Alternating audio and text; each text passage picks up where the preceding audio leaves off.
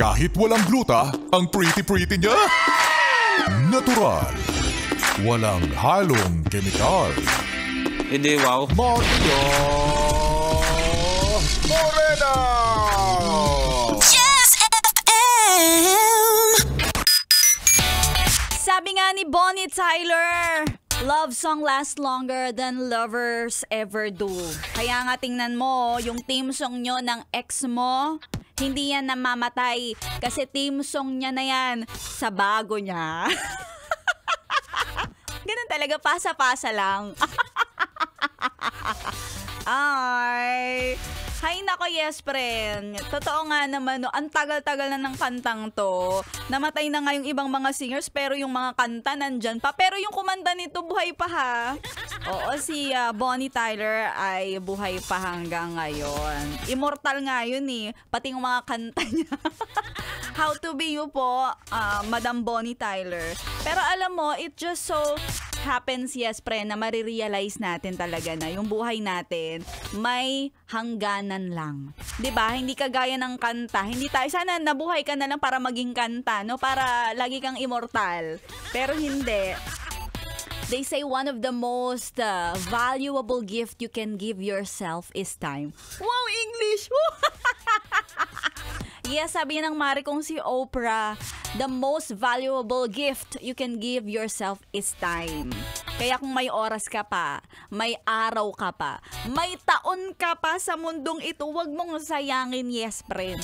Ha? Wag mong sayangin. Kung kaya nga, pahabain mo pa, kuya. Hindi yung sasayangin mo.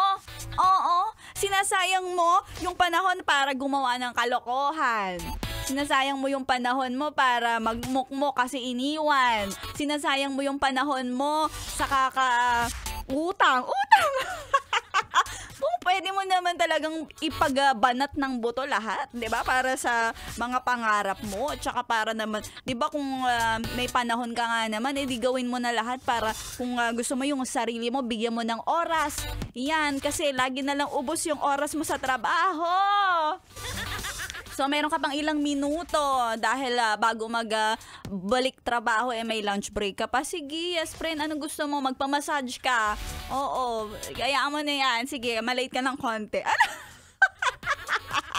B.I. si Maria Morena. O, di ba? Huwag kang magsisisimangot. Kaya kung ako sa'yo, yung mga natitirang oras ko, huwag naman, Maria Morena, mahal ka pa namin. Ibig ko sabihin, yung 12 noon to 3 p.m., ako yung nakaprograma. Tutukan mo na. Wag mo nang ilipat-lipat yung radyo mo. Dito ka na sa 101.1 Yes FM mula umaga hanggang gabi. Oo, si Rico Pañero nga, binigyan ako ng pampahaba ng buhay. Ayaw niya humaba yung kanya. Binigyan niya ako ng saging. Yung saba, papakainin pa ako ng hilaw. Hindi, pero kinakain naman daw yun ng hilaw. Mas masarap talaga pag hilaw. Mga yes, friend, lunch break. Ayan, tuloy-tuloy mo ang pakikitutok kay Maria Morena hanggang alas 3. Kasama mo pa rin ako. Dito lang yan, sa 101.1 Yes FM. Meron ka pa bang sweldo dyan?